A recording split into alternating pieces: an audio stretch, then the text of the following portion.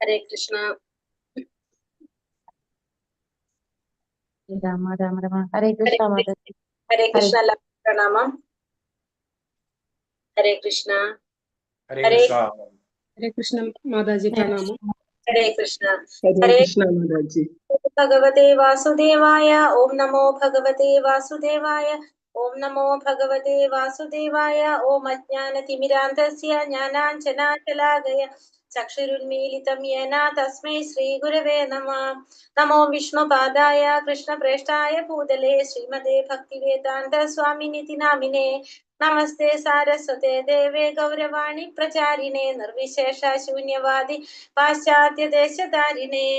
ജയ ശ്രീ കൃഷ്ണ ചൈതന്യ പ്രഭു നിത്യാനന്ദ ശ്രീ അദ്വൈത ഗദാധര ശ്രീവാസാദി ഗൗര ഭക്ത വൃന്ദ.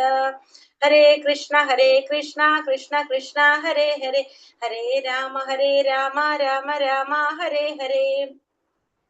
ഹരേ കൃഷ്ണ. നിഗമകൽപതരോർഗളിതം ഫലം സുഖമുഖാമൃതദ്രവ സംയുതം പിബത ഭാഗവതം രസമാലയം മുഹുരഹോ രസികാ ഭുവി ഭാവുകാഃ. നാരായണം നമസ്കൃത്യം നരം ചൈവ നരോത്തമം ദേവീം സരസ്വതീം വ്യാസം തതോ ജയമുദിരയേത്. നഷ്ടപ്രായേഷ ഭദ്രേഷു നിത്യം ഭാഗവത സേവയ ഭഗവതേ ഉത്തമ ശ്ലോകേ ഭക്തിർഭവതി നൈഷ്ടകീ. കൃഷ്ണായ വാസുദേവായ ദേവകീ നന്ദനായ ച നന്ദഗോപകുമാരായ ഗോവിന്ദായ നമോ നമഃ. ഹരേ കൃഷ്ണ കൃഷ്ണ കൃഷ്ണ ഹരേ ഹരേ. ഹരേ രാമ രാമ രാമ ഹരേ ഹരേ.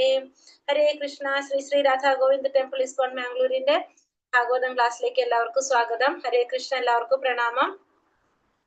നമ്മള് രണ്ടാമത്തെ അധ്യായം ദിവ്യത്വവും ദിവ്യസേവനവും എന്ന് പറഞ്ഞ അധ്യായത്തിലൂടെ നമ്മൾ പോയിക്കൊണ്ടിരിക്കുകയാണ്. അപ്പൊ അതില് 11 വരെയുള്ള ശ്ലോകങ്ങൾ നമ്മൾ കണ്ടു. 12ാമത്തെ ശ്ലോകം എടുക്കണം. അപ്പോ ഇന്നലെ നമ്മൾ എന്താ പറഞ്ഞത്? ഇന്നലെ മെയിൻ ആയിട്ടുള്ള ഒരു കാര്യം നമ്മൾ കണ്ടിട്ടുണ്ടായിരുന്നു. എന്തൊക്കെയാണ്? ജീവിതാഭിലാഷങ്ങളെ ഒരിക്കലും ഇന്ദ്രിയ സംതൃപ്തിയിലേക്ക് തിരിച്ചുവിടരുത്. അതല്ലാതെ വേറൊരു കാര്യം കൂടി കണ്ടല്ലോ. നിരപേക്ഷ സത്യത്തെ നമുക്ക് 3 തരത്തിൽ സാക്ഷാത്കരിക്കാനായിട്ട് സാധിക്കും. ഏതൊക്കെയാണ്? ബ്രഹ്മേദി,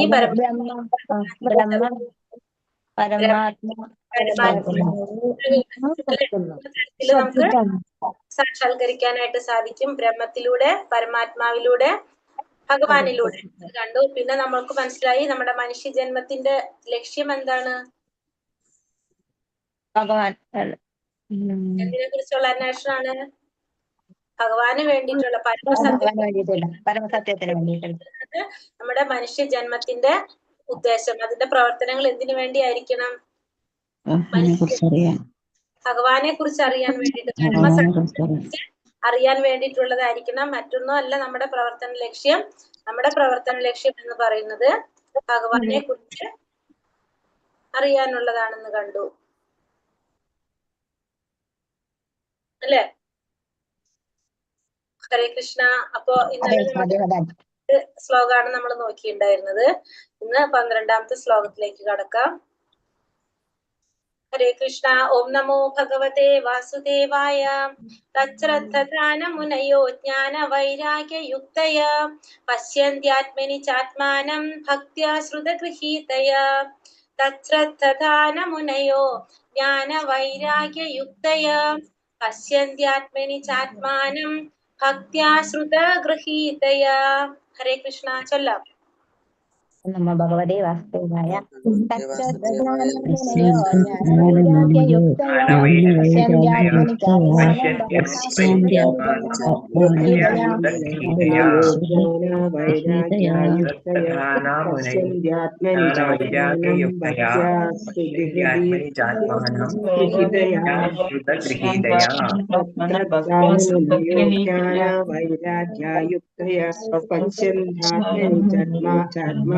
ഭക്ത്യാ സുതഹൃതി ഗൃഹീയതാം.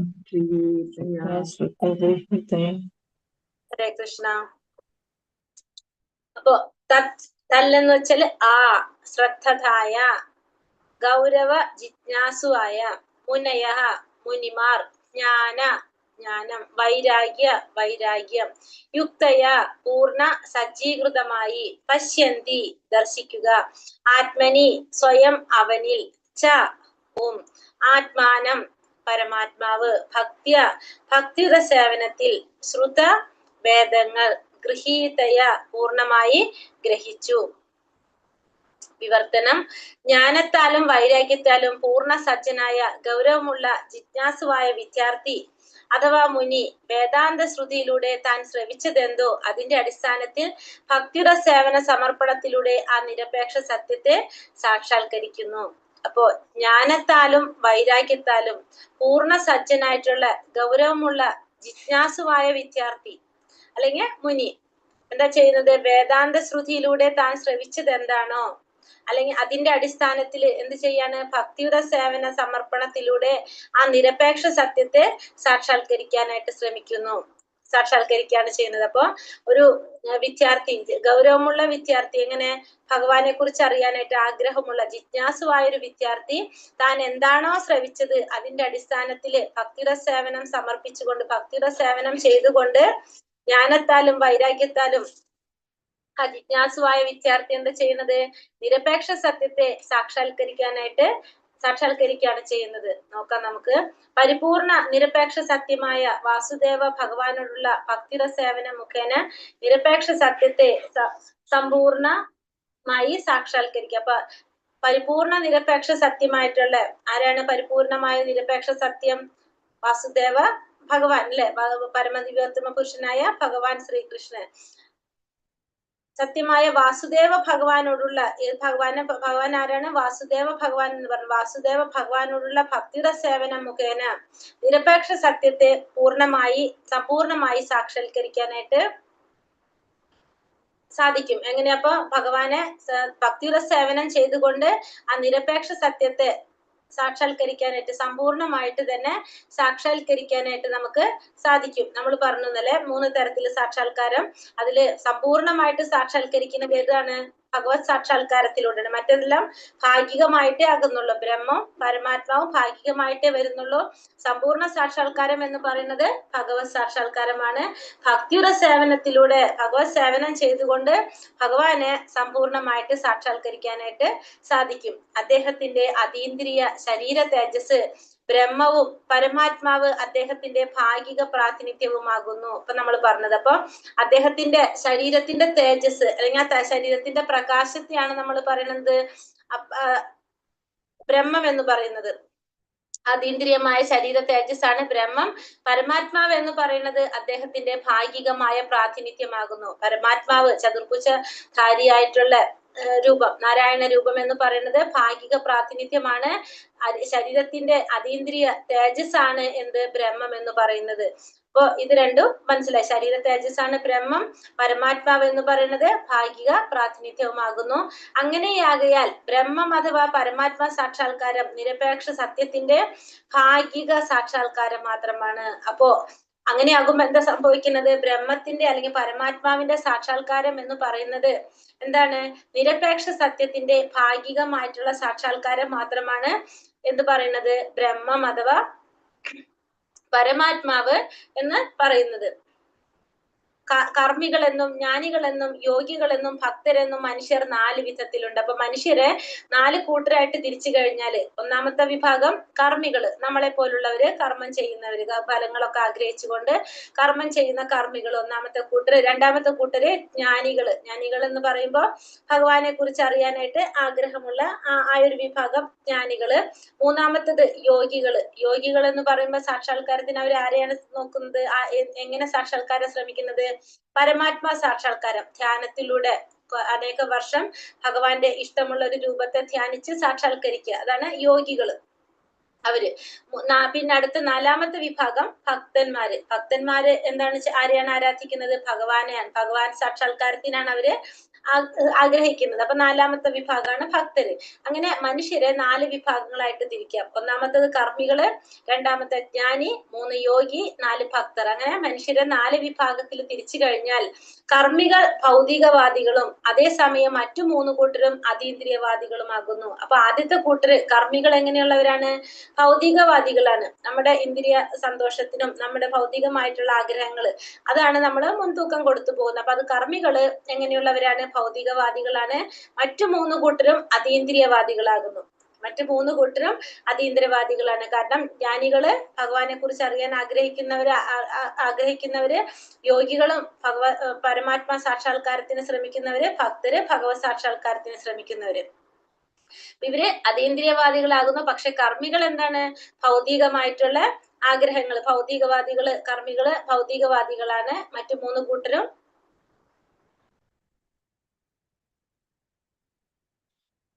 ഇന്ദ്രിയവാദികൾ. മറ്റു 3 കൂട്ടരും അതീന്ദ്രിയവാദികളാകുന്നു.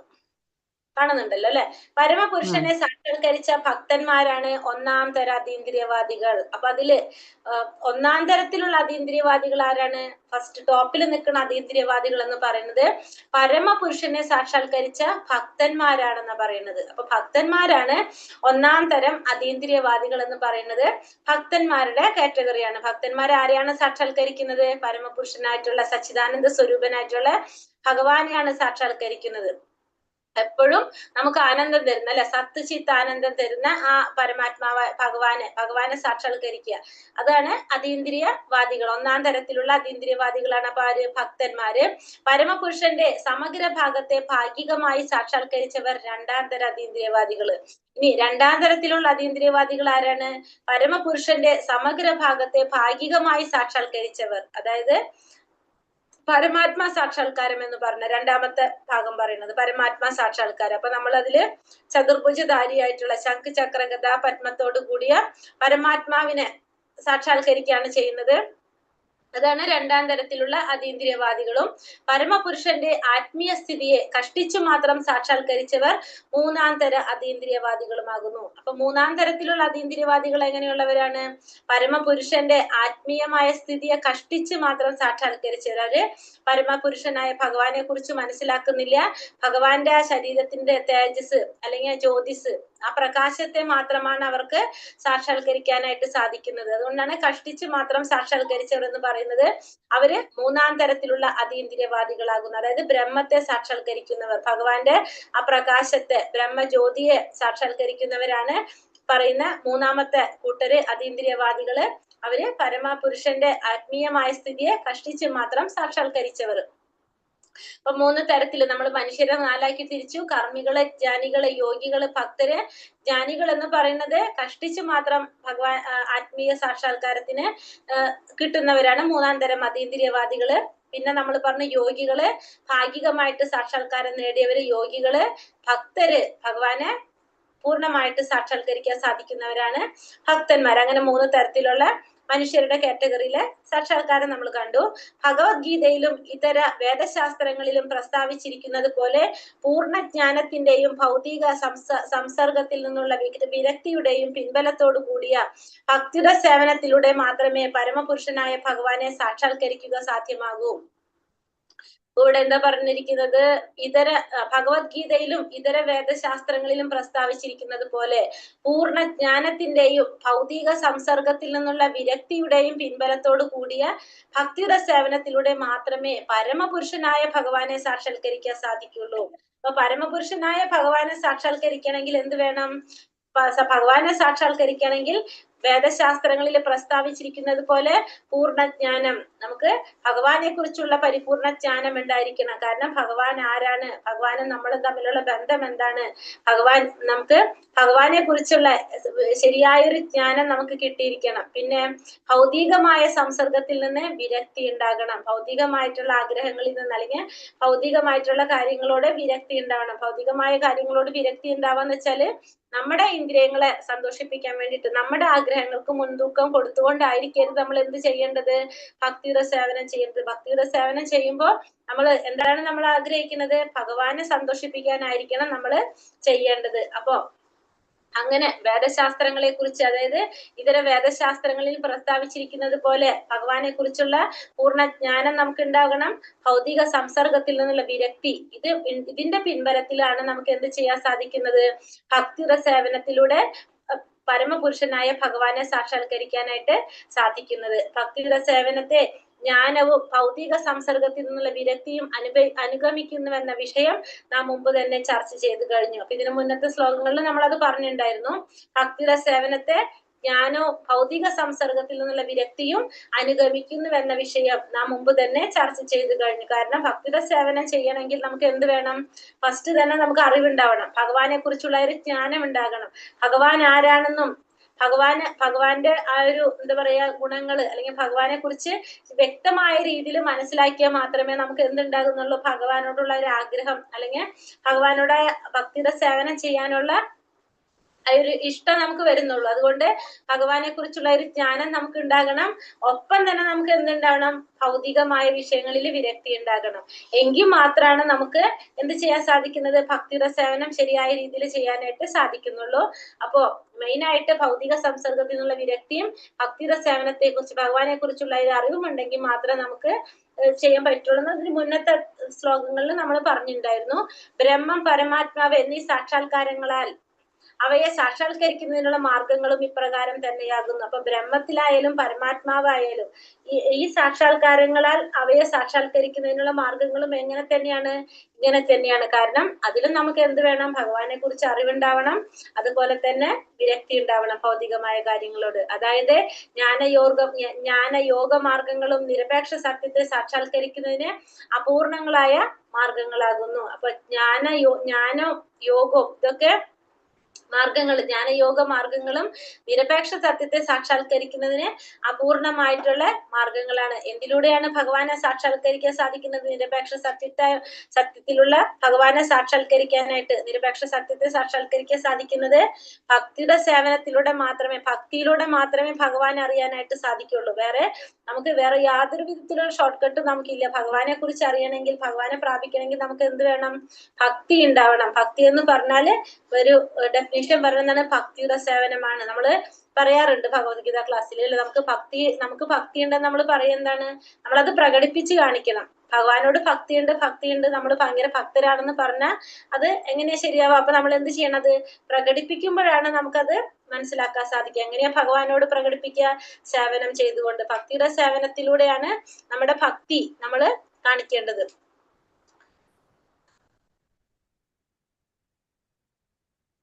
ഭൗതിക സംസർഗത്തിൽ നിന്നുള്ള വിരക്തിയോട് കൂടിയ പൂർണ്ണ ജ്ഞാനത്തിൽ അധിഷ്ഠിതവും വേദാന്ത ശ്രുതിയുടെ ശ്രവണത്തിലൂടെ ദൃഢീകൃതവുമായ ഭക്തിയുടെ സേവനം മാത്രമാണ് ഗൗരവമായുള്ള ജിജ്ഞാനുസ്രവമായി ഒരു വിദ്യാർത്ഥിക്ക് നിരപേക്ഷ സത്യത്തെ സാക്ഷാത്കരിക്കാനുള്ള പരിപൂർണമായ മാർഗം. ഭൗതിക സംസർഗത്തിൽ നിന്നുള്ള വിരക്തിയോട് കൂടിയ പൂർണ്ണ ജ്ഞാനത്തിൽ അധിഷ്ഠിതമാകുക. ഭൗതികമായിട്ടുള്ള സംസർഗത്തിൽ നിന്നുള്ള വിരക്തി, അതായത് നമുക്ക് ഭൗതികതയിലുള്ളവരുമായിട്ടുള്ള അവരിൽ നിന്ന് വിരക്തി ഉണ്ടാകുക, അവരോട് നമുക്ക് കുറച്ച് വിരക്തി ഉണ്ടാകുക. പിന്നെന്താണ്? പൂർണ്ണജ്ഞാനം നമുക്ക് നേടാം. പൂർണ്ണജ്ഞാനത്തിൽ അധിഷ്ഠിതമായിരിക്കുക. വേദാന്ത ശ്രുതിയുടെ ശ്രവണത്തിലൂടെ ദൃഢീകൃതവുമായ ഭക്തിയുടെ സേവനം മാത്രമാണ് ഗൗരവമുള്ള ജിജ്ഞാനുസ്രവമായ ഒരു വിദ്യാർത്ഥിക്ക് നിരപേക്ഷ സത്യത്തെ സാക്ഷാത്കരിക്കാനുള്ള പരിപൂർണമായ മാർഗം. അപ്പൊ ഒരു വിദ്യാർത്ഥിക്ക് അല്ലെങ്കിൽ എന്താ പറയാ, ഗൗരവമുള്ള ഒരു ജിജ്ഞാനുസ്രവമായ ഒരു വിദ്യാർത്ഥിക്ക് നിരപേക്ഷ സത്യത്തെ സാക്ഷാത്കരിക്കാനുള്ള മാർഗം എന്ന് പറയുന്നത് എന്താണ്? ഒന്നാമത്തെ പറയുന്നത് ഭക്തിയുടെ സേവനം, അല്ലെ? ദൃഢീകൃതമായി വേദാന്ത ശ്രുതിയുടെ ശ്രവണത്തിലൂടെ ദൃഢീകൃതമായിട്ടുള്ള ഭക്തിയുടെ സേവനം.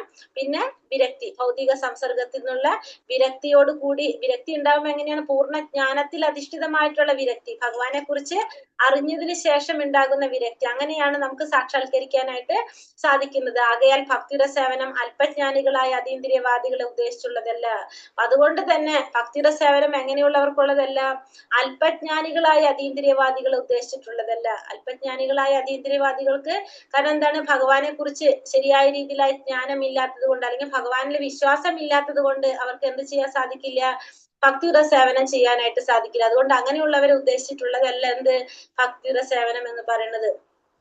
കാരണം ഭക്തിയുടെ സേവനം ചെയ്യാനായിട്ട് നമുക്ക് പറയാം ഭയങ്കര ബുദ്ധിമുട്ടാണെന്ന്. ശരിക്കും പറഞ്ഞു കഴിഞ്ഞാൽ ഭക്തിയുടെ സേവനം എല്ലാവർക്കും ചെയ്യാൻ സാധിക്കില്ല. കാരണം ഭഗവാനിൽ വിശ്വാസം ഉണ്ടെങ്കിൽ, ഭഗവാനിൽ വിശ്വസിക്കുന്നുണ്ടെങ്കിൽ മാത്രമേ നമുക്ക് അത് ചെയ്യാനുള്ള അവസരം ആര് തരുള്ളൂ? ഭഗവാൻ പോലും തരുള്ളൂ. ഭഗവാന് സേവനം ചെയ്യണമെങ്കിൽ അതിന് അവസരം ഭഗവാൻ തരണമെങ്കിൽ എന്ത് വേണം? നമുക്ക് ഫസ്റ്റ് ഭഗവാനിൽ വിശ്വാസം ഉണ്ടാവണം. അപ്പൊ ഭക്തരിലും 1-ാം തരം, 2-ാം തരം, 3-ാം തരം എന്നിങ്ങനെ 3 വിഭാഗങ്ങളുണ്ട്. അപ്പൊ ഇപ്പൊ തന്നെ നമ്മൾ മനുഷ്യരെയാണ് ഡിവൈഡ് ചെയ്തത്. മനുഷ്യര്, കർമ്മികള്, പിന്നെന്താണ്? യോഗികള്, ജ്ഞാനികള്, യോഗികള്, ഭക്തര്, നാലാക്കി തിരിച്ചു. ഇനി ഭക്തന്മാരെ തിരിക്കുകയാണ്. അതില് ഭക്തന്മാരെ തിരിക്കുന്നത് എങ്ങനെയാണ്? 3 തരത്തില് ഭക്തന്മാരെ തിരിക്കുകയാണ്. മൂന്നാം തരം ഭക്തർ അഥവാ അഭിനവ ഭക്തർ, ജ്ഞാനമില്ലാത്തവരും ഭൗതിക സംസർഗത്തിൽ നിന്നും മുക്തരാകാത്തവരും. എന്നാൽ പ്രാഥമിക മാർഗമായ ഭക്തരിൽ ഒന്നാം തരം, രണ്ടാം തരം, മൂന്നാം തരം, എങ്ങനെ 3 വിഭാഗങ്ങളാക്കി തിരിക്കുന്നു. അപ്പൊ ആദ്യം നമ്മൾ മനുഷ്യരെ ഡിവൈഡ് ചെയ്തു. എന്തൊക്കെയാണ്? ഒന്ന് കർമ്മികള്, ജ്ഞാനികള്, യോഗികള്, പിന്നെ ഭക്തര്. ഇനി ഭക്തരെ 3ആക്കി തിരിക്കാണ്. മൂന്നാം തരം ഭക്തന്മാര്, രണ്ടാം തരം, ഒന്നാം തരം, അങ്ങനെ 3 തരം ഭക്തന്മാര്. അതിൽ മൂന്നാം തരം ഭക്തന്മാരെ കുറിച്ച് പറയാണ്. മൂന്നാം തരം ഭക്തന്മാർ അഥവാ അഭിനവ ഭക്തർ ജ്ഞാനമില്ലാത്തവരാണ്, ഭൗതിക സംസർഗത്തിൽ നിന്നും മുക്തരാകാത്തവരും, എന്നാൽ പ്രാഥമിക മാർഗമായ വിഗ്രഹാരാധനയിൽ മാത്രം ആകൃഷ്ടരായവരുമാണ്. അവരെ ഭൗതിക ഭക്തർ എന്ന് അഭിസംബോധന ചെയ്യാം. അപ്പൊ 3 തരം ഭക്തന്മാരില് ആദ്യം പറയുന്നത് 3ആം തരത്തിലുള്ള ഭക്തന്മാരെ കുറിച്ച്. ഇവരെ നമുക്ക് വേറൊരു പേരും കൂടി നമുക്ക് അറിയാൻ പറ്റും. എന്താണ്? കനിഷ്ഠ ഭക്തർ, മധ്യമ ഭക്തർ, ഉത്തമ ഭക്തർ. കേട്ടിട്ടുണ്ടാവും നമ്മള് അല്ലെ?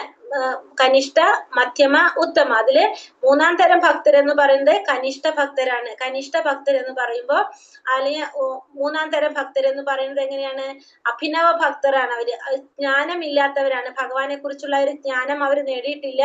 ഭൗതിക സംസർഗത്തിൽ നിന്ന് മുക്തരാകാത്തവരാണ്. അവര് ഫുള്ള് ഭൗതികമായൊരു ആ ചുറ്റുപാടിൽ അതിൽ വന്ന് കിടക്കുന്നവരാണ്. പിന്നെന്താണ്? പ്രാഥമിക മാർഗമായ വിഗ്രഹാരാധനയിൽ മാത്രം ആകൃഷ്ടരായവരാണ്. അപ്പൊ അവരുടെ രീതിയിൽ ഭക്തി എന്ന് പറഞ്ഞാൽ എന്താണ്? വിഗ്രഹാരാധന, അമ്പലത്തിൽ പോവുക, ഭഗവാനെ പ്രാർത്ഥിക്കുക, തിരിച്ചു വരാം, നമ്മുടെ കാര്യങ്ങളൊക്കെ. കാരണം ഭൗതികതയിൽ നിന്ന് മുക്തി നേടാത്തവരാണ്. അപ്പൊ ഭൗതികമായിട്ടുള്ള കാര്യങ്ങളൊക്കെ പറയാം. ഭഗവാനെ കുറിച്ച് വേണ്ടത്ര ജ്ഞാനം അവർക്ക് ഉണ്ടാവില്ല. ഇങ്ങനെ കുറെ കേട്ടുകേൾവിയും കുറച്ച് കാര്യങ്ങളൊക്കെ ആയിട്ട് പോകുന്നവരാണ് എന്ത്? നമ്മൾ പറഞ്ഞ 3ആം തരത്തിലുള്ള ഭക്തർ, കനിഷ്ഠ ഭക്തർ എന്ന് പറയുന്നത്.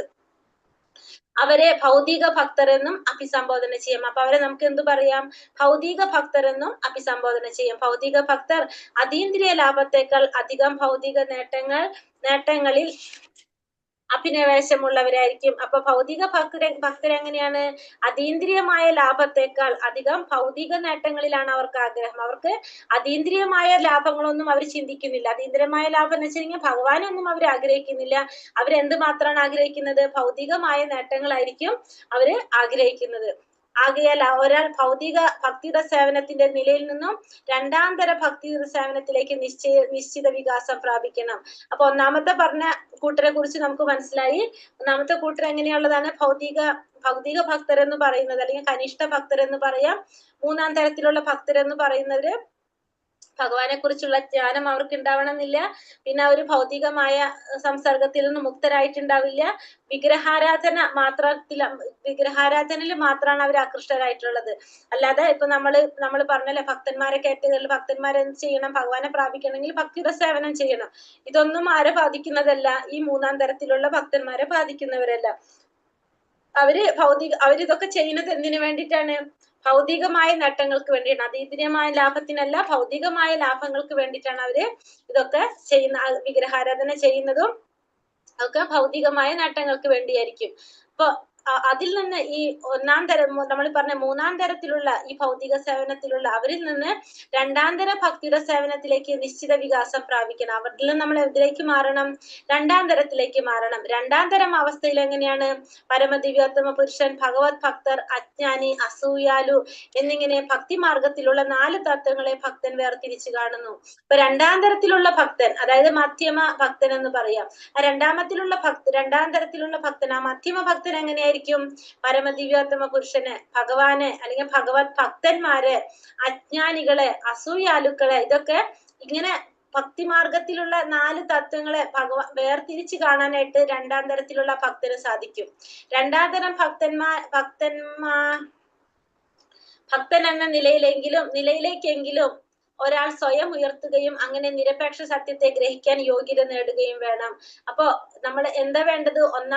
3ആം തരത്തിലുള്ള ഭക്തനിൽ നിന്ന് 2ആം തരത്തിലേക്ക് ഉയരാനായിട്ട് ശ്രമിക്കണം. കാരണം 2ആം തരത്തിലുള്ള ഒരു ഭക്തൻ എങ്ങനെയാണ്? പരമദിവ്യോത്തമ പുരുഷൻ, ഭഗവാന്റെ ഭക്തന്മാരാരാണ്, ഭഗവാൻ ആരാണ്, അജ്ഞാനികൾ എങ്ങനെയുള്ളവരാണ്, അസൂയാലുക്കൾ എങ്ങനെയാണ്, ഇവരൊക്കെ വേർതിരിച്ച് മനസ്സിലാക്കാനായിട്ട് സാധിക്കുന്നവരാണ് 2ആം തരത്തിലുള്ള ഭക്തന്മാര്. അപ്പൊ 2ആം തരം ഭക്തൻ എന്ന നിലയിലേക്കെങ്കിലും ഒരാൾ ഒരാൾ എന്ത് ചെയ്യണം? സ്വയം ഉയരണം. അങ്ങനെ നിരപേക്ഷ സത്യത്തെ ഗ്രഹിക്കാൻ യോഗ്യത നേടണം. അങ്ങനെ നിരപേക്ഷ സത്യത്തെ കുറിച്ച് ഗ്രഹിക്കാനായിട്ട് യോഗ്യത നേടുകയും വേണം. ആകയാൽ മൂന്നാം തരം ഭക്തൻ ആധികാരിക കേന്ദ്രങ്ങളായ ഭാഗവതത്തിൽ നിന്നും ഈ മൂന്നാം തരം ഭക്തന്മാരെ കുറിച്ച് പറയാണ്. മൂന്നാം തരം ഭക്തൻ ആധികാരിക കേന്ദ്രങ്ങളായ ഭാഗവതത്തിൽ നിന്നും ഭക്തിയുടെ സേവന നിർദ്ദേശങ്ങൾ സ്വീകരിക്കേണ്ടതാകുന്നു. ആദ്യമായി ഭാഗവതൻ എന്നാൽ ഭക്തൻ എന്ന വ്യക്തിത്വമാണ്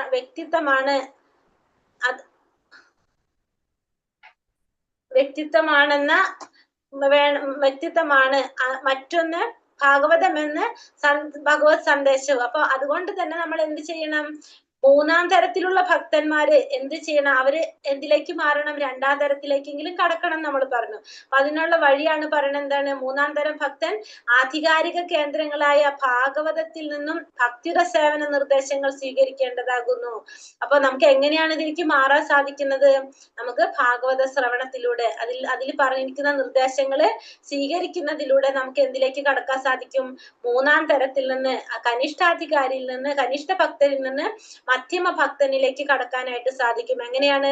ഭാഗവതത്തിലെ ഭക്തിയുടെ സേവനങ്ങൾ ഭാഗവതത്തിന്റെ ശ്രവണത്തിലൂടെ നമുക്ക് സാധിക്കും. ആദ്യമായി ഭാഗവതൻ എന്നാൽ ഭക്തൻ എന്ന വ്യക്തിത്വമാണെന്നും മറ്റൊന്ന് ഭാഗവതം എന്ന ഭഗവത് സന്ദേശമാണ്. ഇവിടെ ഭാഗവതനും രണ്ട് കാര്യങ്ങൾ പറയാണ്. ആദ്യമായിട്ട് എന്താണ് പറയാ? ഭാഗവതൻ എന്ന് വെച്ചാൽ ആരാണ്? നമ്മൾ ഫസ്റ്റ് പറഞ്ഞിട്ടുണ്ടായിരുന്നു. ഭാഗവതൻ ആരാണ്? ഓർമ്മയുണ്ടോ?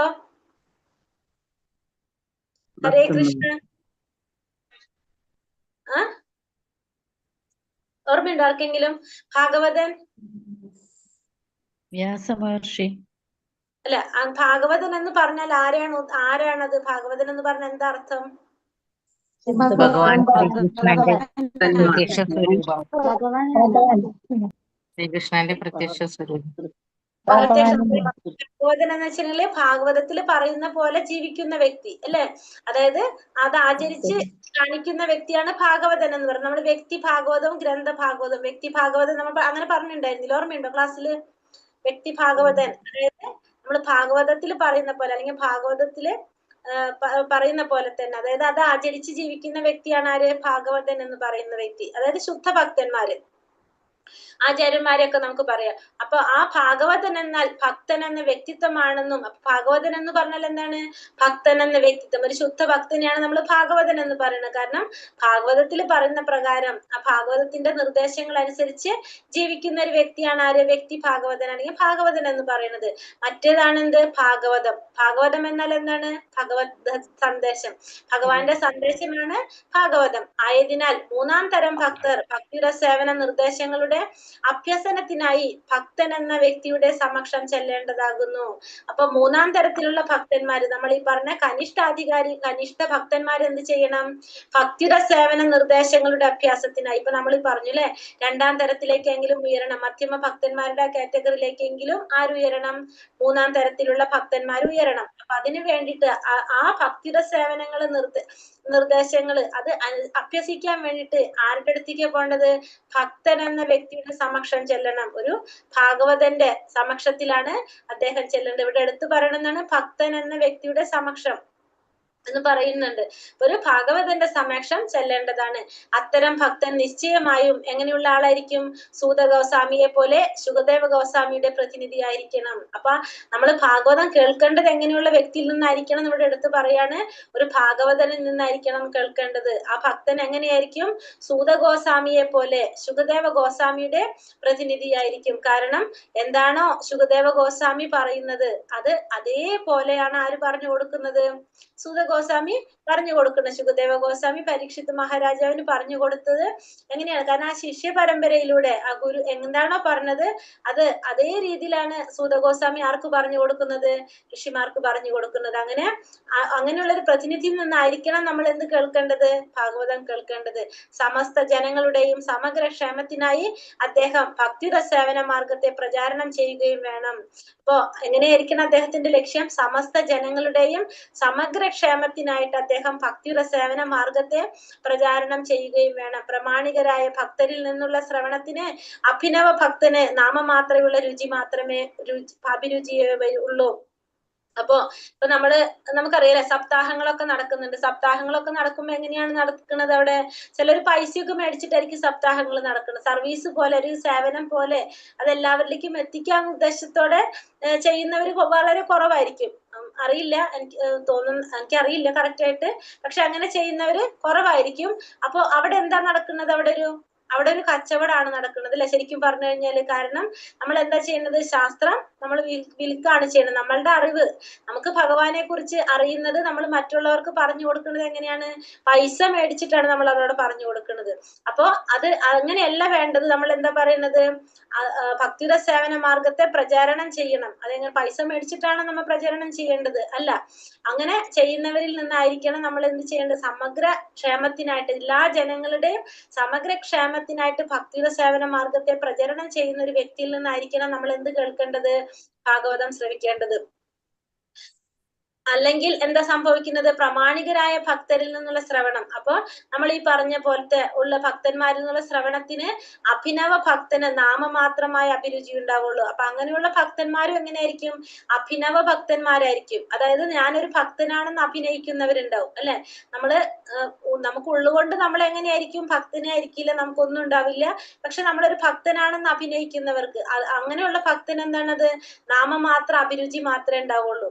അതും അങ്ങനെ തന്നെയായിരിക്കും. അതായത് പറയുന്നവനും അങ്ങനെയുള്ള ആളായിരിക്കും, അത് കേൾക്കുന്നവരും അങ്ങനെയുള്ള വ്യക്തികൾ തന്നെയായിരിക്കും. അത്തരം അഭിനവ ഭക്തൻ സ്വന്തം ഇന്ദ്രിയ തൃപ്തിക്കായി ഭാഗവത പാരായണം തൊഴിലാക്കിയവരിൽ നിന്ന് ശ്രവിക്കുന്നതായി പുറമോടി കാണിക്കുന്നു. അപ്പൊ അത്തരത്തിലുള്ള അഭിനവ ഭക്തന്മാര് എങ്ങനെയുള്ളവരിലാണ് അവര് കേൾക്കുന്നതായിട്ട് പുറമോടി കാണിക്കുകയാണ് ചെയ്യുന്നത്. സ്വന്തം ഇന്ദ്രിയ സംതൃപ്തിക്കായി ഭാഗവത പാരായണം തൊഴിലാക്കിയവരിൽ നിന്ന് ശ്രവിക്കുന്നതായിട്ട് പുറമോടി കാണിക്കുന്നു. ഇപ്രകാരമുള്ള ശ്രവണ കീർത്തനങ്ങൾ മുഴുവൻ പ്രക്രിയയെ തന്നെ നശിപ്പിക്കുന്നു. അപ്പൊ ഇത്തരത്തിലുള്ള ശ്രവണ കീർത്തനങ്ങൾ എന്താ സംഭവിക്കുന്നത്? ഇത്തരത്തിലുള്ള ശ്രവണം, കേൾക്കുന്നതും കീർത്തിക്കുന്നതും രണ്ടും എന്താണ്? ഇത്തരത്തിലുള്ള പ്രക്രിയ ഇത് തന്നെ നശിപ്പിക്കുകയാണ് ചെയ്യുന്നത്. പറയുന്ന വ്യക്തി, കീർത്തിക്കുന്ന ആളും കേൾക്കുന്ന ആളും, ശ്രവിക്കുന്ന വ്യക്തിയും കീർത്തിക്കുന്ന വ്യക്തിയും രണ്ടും എന്താ ചെയ്യുന്നത്? തെറ്റായ രീതിയിൽ ചെയ്യണം. ഒരു വ്യക്തി എന്താണ്? തൊഴിലാക്കിയിട്ട് അതിന് ശമ്പളം മേടിച്ചുകൊണ്ട്, അല്ലെങ്കിൽ അതിന് പ്രതിഫലം മേടിച്ചുകൊണ്ടാണ് പറയുന്നത്. രണ്ടാമത്തേത് എന്താണ്? അഭിനയ ഭക്തനാണത്. രണ്ടാമത്തെ വ്യക്തി അത് ഇന്ദ്രിയ സംതൃപ്തിക്കായിട്ട് ഭാഗവതം തൊഴിലാക്കിയവരിൽ നിന്ന് ശ്രവിക്കുന്നതായിട്ട് പുറമോടി കാണിക്കുകയാണ് ചെയ്യുന്നത്. അപ്പൊ ഇതെന്താ ചെയ്യുന്നത്? മുഴുവൻ പ്രക്രിയയെ തന്നെ നശിപ്പിച്ചിരിക്കുകയാണ് ചെയ്യുന്നത്. ആകയാൽ ഇത്തരം തെറ്റായ മാർഗത്തെ കുറിച്ച് ഒരുവൻ അതീവ ജാഗ്രത പുലർത്തണം. അപ്പൊ അതുകൊണ്ട് തന്നെ ഇത്തരത്തിലുള്ള തെറ്റായ മാർഗത്തെ കുറിച്ച് ജാഗ്രത പുലർത്തേണ്ടതാണ്. ഭഗവത്ഗീത അല്ലെങ്കിൽ ശ്രീമദ് ഭാഗവതത്തിൽ ഉദ്ബോധിപ്പിച്ചിരിക്കുന്ന ഭഗവാന്റെ ദിവ്യ സന്ദേശങ്ങൾ സംശയാതീതമായും അതീന്ദ്രിയ വിഷയങ്ങളാകുന്നു.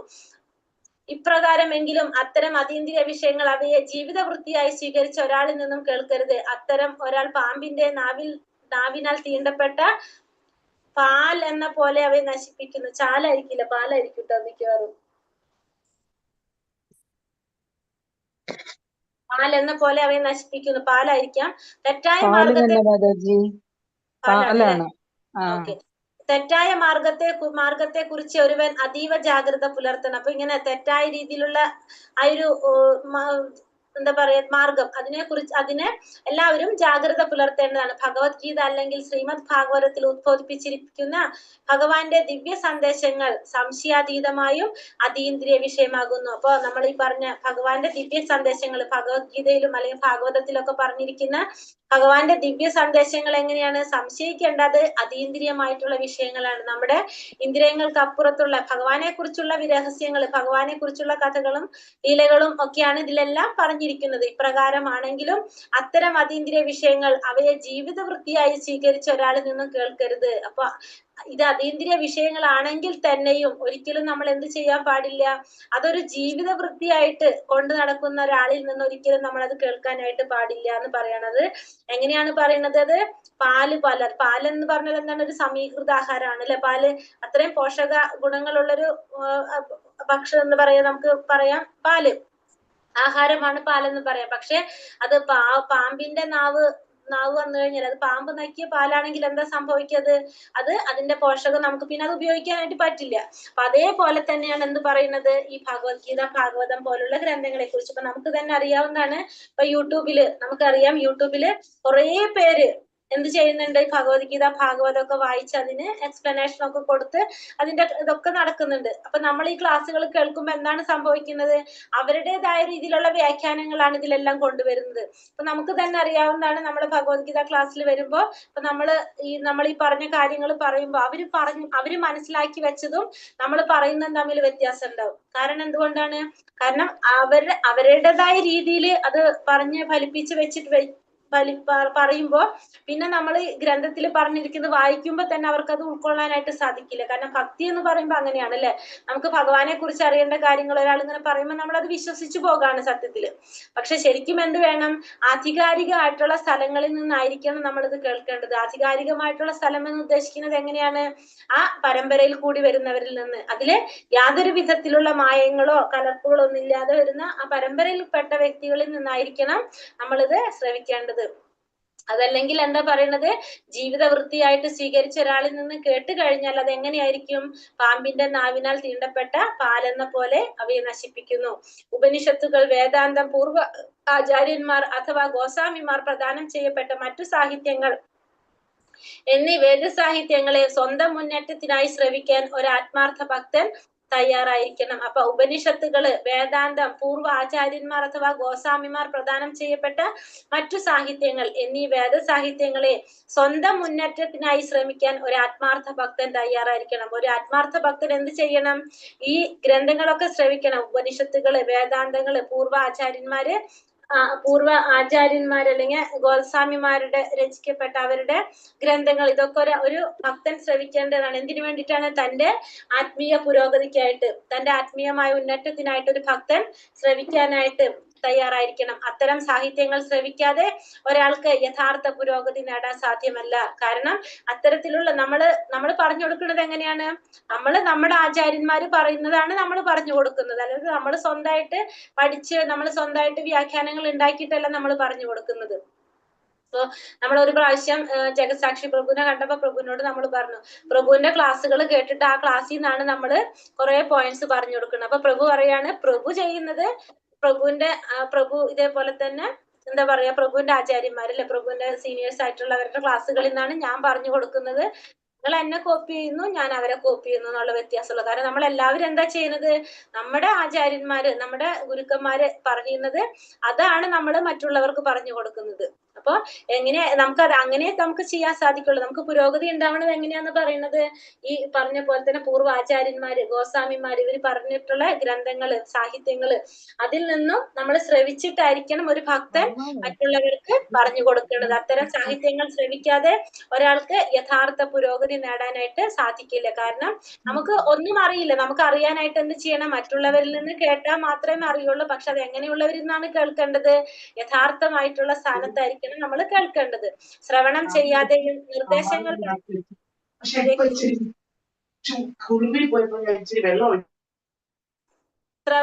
ശ്രവണം ചെയ്യാതെയും നിർദ്ദേശങ്ങൾ പാലിക്കാതെയുമുള്ള ഭക്തി സേവന പ്രകടനം മൂല്യമില്ലാത്തതായി തീരുന്നു.